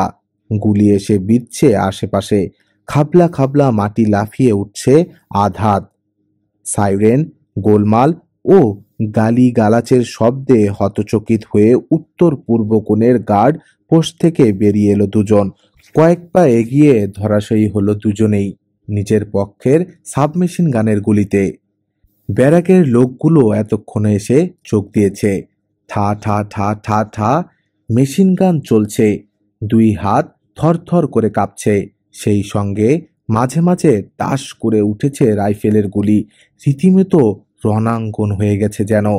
হত্যা করতে হবে, যতগুলোকে পারা যায় হত্যা করতে হবে। খুন চেপে গেছে রানার মাথায়। আবার গর্জে উঠল রানার মেশিন গান। গরম হয়ে উঠল ব্যারেলটা। তীক্ষ্ণ আর্তনাদ করে মুখ থুবড়ে পড়ল কয়েকজন। এগিয়ে চলল রানা বুকে হেঁটে। পিছন পিছন মিলিটারি সেন্ট্রিরাও এগোচ্ছে বুকে হেঁটে। খালি ম্যাগাজিন ফেলে দিয়ে শেষ ম্যাগাজিনটা ভরে নিল রানা 2 সেকেন্ড থেমে। দেয়ালের প্রায় কাছাকাছি এসে গেছে এবার রানা। মোটা গাছটার আড়ালে উঠে দাঁড়ালো। এমনই সময় বুম করে একটা বোমা ফাটলো আকাশে। আলোকিত হয়ে গেল চারদিক। জ্বলন্ত ম্যাগনেসিয়ামের তীব্র আলো ছোট্ট একখানা প্যারাশুটে ভর করে ধীরে নামছে নিচে। রাতকে দিন বানিয়ে দিল সেই আলো। পরিষ্কার দেখতে পেল রানা বেশ কাছেই দ্রুত বুকে হেঁটে জনা 10 প্রহরী এগিয়ে আসছে রাইফেল হাতে। আর একটু হলে ধরে ফেলতো ওকে। নির্বিচারে গুলি চালালো রানা উঁচু থেকে। বড়শি বাঁধিয়ে ডাঙ্গায় তোলা চিতল মাছের মতো লাফাতে থাকলো কয়েকজন। নরক হয়ে গেল জায়গাটা। রক্ত, ধোঁয়া, কর্ডাইটের গন্ধ আর সেই সঙ্গে যন্ত্রণা কাতর আহত প্রহরীর ভয়াবহ চিৎকার। অপর পক্ষ থেকেও কয়েকটা মেশিন গান ও রাইফেল গর্জে উঠল। অনেকগুলো এসে লাগলো গাছে। বাকিগুলো গিয়ে বিঁধল দেয়ালে। আবার গুলি চালালো রানা। কয়েকটা বেরিয়েই শেষ হয়ে গেল গুলি। ধক করে উঠল রানার বুকের ভেতরটা। আর রক্ষে নেই। টের পেলেই এগিয়ে আসবে ওরা নির্ভয়ে। কুকুরের মতো গুলি করে মারবে ওকে। দেয়ালের দিকে চাইলে রানা। কই, মিত্রা তো এলো না। রশি ফেলবে বলেছিল। কোথায়? হয়তো আজ ঢুকতেই পারেনি মিত্রা, কিংবা হয়তো এসে পৌঁছয়নি এখনো। 8টা কি বেজেছে?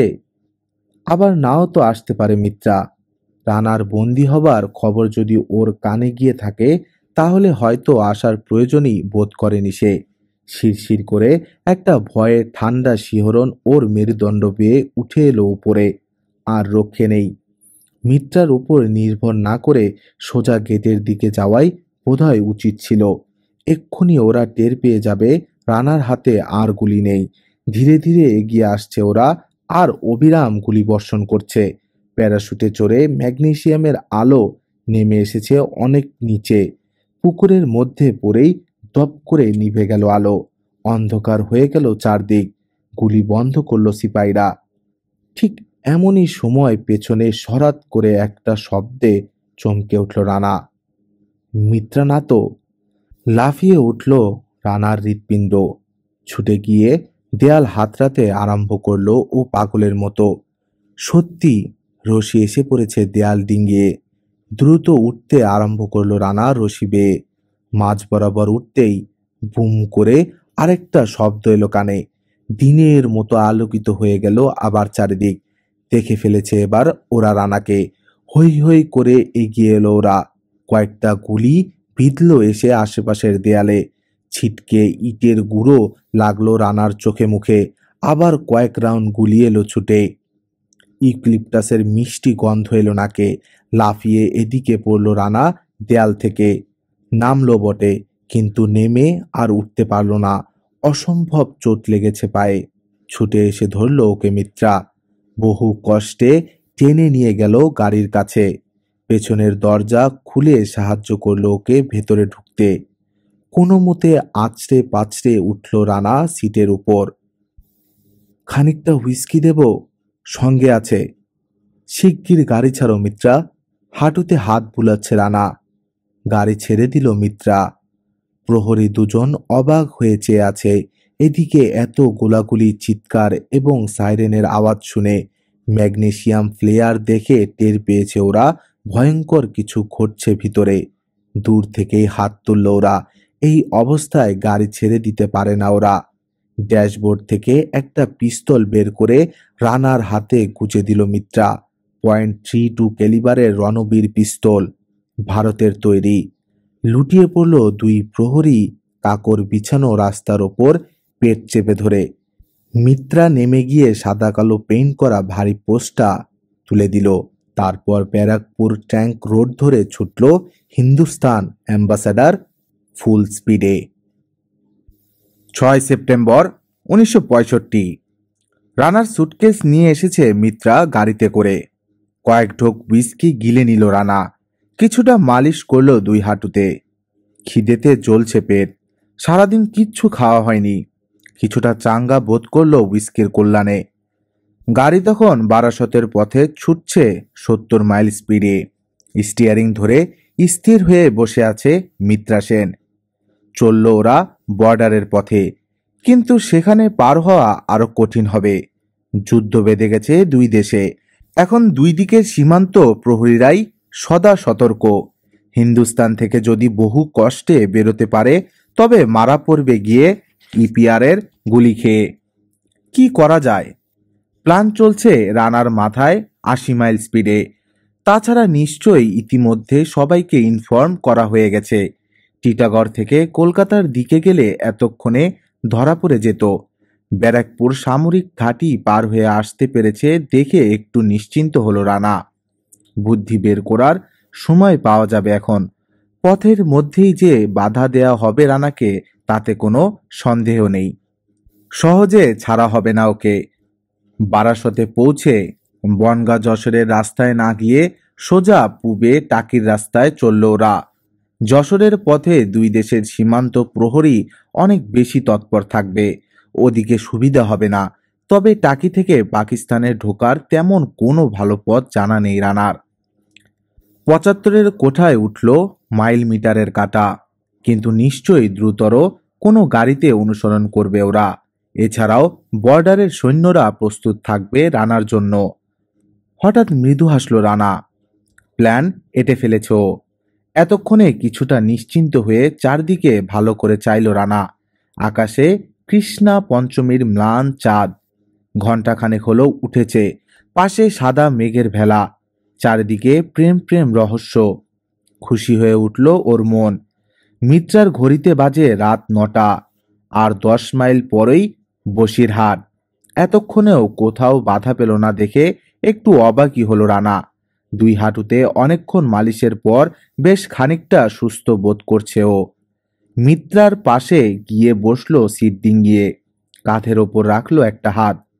জোর বাতাসে উঠছে মিত্রার খোলা চুল, মুখের একপাশে পড়েছে চাঁদের আলো। মৃদু হাসলো মিত্রা, কেঁপে উঠল যেন সারাটা আকাশ। রানা ভাবল ধন্য হলো ও, যে দেখেছে এমন হাসি তার জীবন সার্থক। দুপাশের মাঠে পাকা আউশ ধান দুলছে মৃদু বাতাসে। পৃথিবীটাকে অদ্ভুত সুন্দর লাগছে রানার। ঠিক বোঝানো যায় না এই ভালো লাগাটাকে। বিচিত্র মানুষের জীবন, প্রতি পদে যার মৃত্যুর হাতছানি, সেই রানা জানে এই মায়াবী পৃথিবীর কি জাদু, বেঁচে থাকায় কত সুখ। হৃদয়টা উথলে উঠতে চাইল রানার এক অসীম কৃতজ্ঞতায়। কিন্তু কার প্রতি কৃতজ্ঞতা? খোদা, প্রকৃতি, নারী? বুঝতে পারে না রানা। প্রকৃতির মায়া, নারীর প্রেম, বন্ধুর বন্ধন, সব মিলিয়ে তীব্র একটা ভালো লাগা। এজন্যে কার কাছে কৃতজ্ঞতা প্রকাশ করবে রানা? আবল তাবল ভাবছে ও। জয়দ্রথ আমাদের সহজে ছাড়বে না রানা, মিত্রা বলল। জয়দ্রথকে শেষ করে এসেছি, কিন্তু ঠিকই বলেছ, টিটাগড়ের ব্যাপারটা যুদ্ধের সঙ্গে জড়িত। সরাসরি ডিফেন্স মিনিস্টারের আন্ডারে, সহজে ছাড়বে না ওরা। ভেতরে কি দেখলে? পঙ্গপাল। রাস্তাটা বায়ে ঘুরেছে, চাঁদটা চলে গেছে পেছনে। হঠাৎ একসঙ্গে চমকে উঠল মিত্রা ও রানা। সামনের রাস্তায় ছায়া পড়েছে একটা। এক মুহূর্তে বুঝল রানা ব্যাপারটা। চাপা উত্তেজনায় টান হয়ে গেল ওর পেশিগুলো। ব্রেক করো, ব্রেক করো মিত্রা, চিৎকার করে উঠল রানা। 15-20 গজ স্কিড করে থামলো গাড়ি। হেডলাইট অফ করে দিল মিত্রা। শিগগিরই বেরিয়ে পড়ো গাড়ি থেকে। পিস্তলটা নিল রানা সঙ্গে, এক ঝটকায় খুলে ফেলল দরজা। বেরোবার আগেই জ্বলে উঠল সার্চ লাইট। ওদের মাথার 50 গজ ওপরে এসে দাঁড়িয়েছে একখানা হেলিকপ্টার। বিশ্রী আওয়াজ হচ্ছে প্রকাণ্ড রোটর ব্লেড থেকে। এক লাফে বেরিয়ে মিত্রার হাত ধরল রানা। এই সম্ভাবনার কথা একবারও মাথায় আসেনি ওর। ছুটল ওরা মস্ত বটগাছটার দিকে। গজ 15-20 যেতেই প্রচণ্ড এক বিস্ফোরণ হলো পেছনে। সা করে একটা তপ্ত লোহার টুকরা এসে ঢুকল রানার বাম বাহুতে। দাঁড়িয়ে পড়ল রানা, পড়ে যাচ্ছিল। মিত্রার কাঁধ ধরে সামলে নিল। অবশ হয়ে গেছে বাম হাত। দাউ দাউ করে আগুন জ্বলছে গাড়িটায়। সার্চ লাইটটা আবার খুঁজে বের করলো ওদের। এক চোখ মেলে ক্রুব্ধ দৃষ্টিতে যেন অগ্নি বর্ষণ করছে ওদের ওপর। এগিয়ে আসছে আবার ওদের দিকে। আবার ছুটল ওরা। এক ঝাঁক গুলিবর্ষণ করলো কোপাইলট। কাঁধের কাছ থেকে এক খাবলা মাংস উড়ে গেল রানার। পড়ে গেল ও মাটিতে। আর অল্প বাকি আছে বটগাছ তলায় পৌঁছাতে। বাঁচার তাগিদে হামাগুড়ি দিয়ে এগুলো রানা এবার। ঝিঝি ঢাকছে চারপাশে। প্রকাণ্ড ডালপালা বিস্তার করে দাঁড়িয়ে আছে বটগাছ। ওর তলায় কিছুটা নিরাপদ বোধ করল রানা। গাছের গায়েই বিঁধে যাচ্ছে কো পাইলটের গুলিগুলো। কোনোটা আবার ডালে পিছলে বিং শব্দ তুলে যাচ্ছে অন্যদিকে। টেনে তুলে রানাকে গাছের গুড়িতে হেলান দিয়ে বসালো মিত্রা। গুলি খাওয়া হাত থেকে দর দর করে রক্ত পড়ছে। কাঁধের জখম থেকে রক্ত ঝরে ভিজে গেছে রানার শার্ট। হাতটা বেঁধে দিল মিত্রা শাড়ি ছিঁড়ে, কিন্তু 3 সেকেন্ডের মধ্যেই কয়েক পরতা কাপড় ভেদ করে টপ টপ করে রক্ত ঝরতে থাকলো। হঠাৎ বড় অসহায় এবং দুর্বল মনে হলো রানার নিজেকে। ও কি করবে? একটা গোটা দেশের বিরুদ্ধে কি করবে ও একা? গুলি চালানো বন্ধ হয়েছে। অনেক নিচে নেমে এসেছে পঙ্গপালের মতো দেখতে কুৎসিত যন্ত্রদানবটা।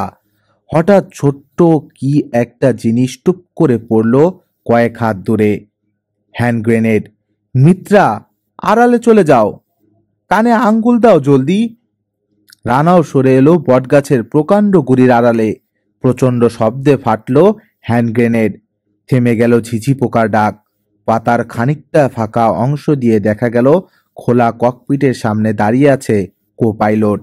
ধীরে ধীরে নামছে হেলিকপ্টার রাস্তার ওপর। গুলি করল রানা পরপর দুবার। আবার পাতার আড়ালে চলে গেল হেলিকপ্টার। 3 সেকেন্ড পরেই ধপাস করে রাস্তার ওপর পড়ল কো পাইলটের লাশটা। ধীরে ধীরে নেমে এলো হেলিকপ্টার পিচঢালা রাস্তার ওপর। ওদের দেখতে পেয়ে হুইল এবং রোটর ব্রেক করে ককপিটের সামনে এসে দাঁড়ালো পাইলট, হাতে মৃত কো পাইলটের ব্রেন গান। দুর্বলতায় হাত কাঁপছে রানার। পরপর 4টে গুলি করলো ও পাইলটকে লক্ষ্য করে। কোন গুলিটা লাগলো বোঝা গেল না। বোধহয় শেষটা, কিংবা তার আগেরটা হবে। ধনুষ্টঙ্কারের রোগীর মতো বেঁকে গেল পাইলটের দেহ। ট্রিগারে হাত পড়ে গেল। লক্ষ্যহীনভাবে আকাশের দিকে 15-20 বার অগ্নি বর্ষণ করে স্তব্ধ হয়ে গেল ব্রেন গান। লুটিয়ে পড়ল পাইলট হেলিকপ্টারের মেঝেতে। একটা পা বেরিয়ে থাকলো ককপিট থেকে। রক্ত, প্রচুর রক্তক্ষরণে অবশ হয়ে গেছে রানার দেহ। জ্ঞান হারিয়ে ফেলেছে ও ধীরে ধীরে। শত্রু এলাকার মধ্যে জ্ঞান হারালে চলবে না। সমস্ত মনোবল একত্র করবার চেষ্টা করল রানা, কিন্তু বুঝল ক্রমেই ঝিমিয়ে আসছে ওর স্নায়ুগুলো। আশেপাশের গ্রাম থেকে লোকজনের হইহল্লা শোনা যাচ্ছে। এগিয়ে আসছে ওরা মশাল এবং লণ্ঠন হাতে করে। উপায় নেই, ধরা পড়ে যাচ্ছে ওরা। ছুটে গিয়ে গাড়ির ধ্বংসস্তূপের মধ্যে থেকে রানার সুটকেসটা টেনে বের করলো মিত্রা। ডালাটায় আগুন জ্বলছে এখনো। হুইস্কির বোতলটা বের করে নিয়ে দিশেহারার মতো ছুটে এলো মিত্রা রানার কাছে। লোকজন তখন বেশ কাছে চলে এসেছে। সময় নেই, যে করেই হোক রানাকে সজ্ঞান রাখতে হবে। কয়েক ঢোক হুইস্কি খেয়ে উঠে বসলো রানা। চারপাশের অবস্থা বুঝে নিয়ে বলল, আমাকে একটু ধরো মিত্রা, হেলিকপ্টারের কাছে নিয়ে চলো। ককপিটের দরজা খোলা, কিন্তু সিঁড়ি নেই।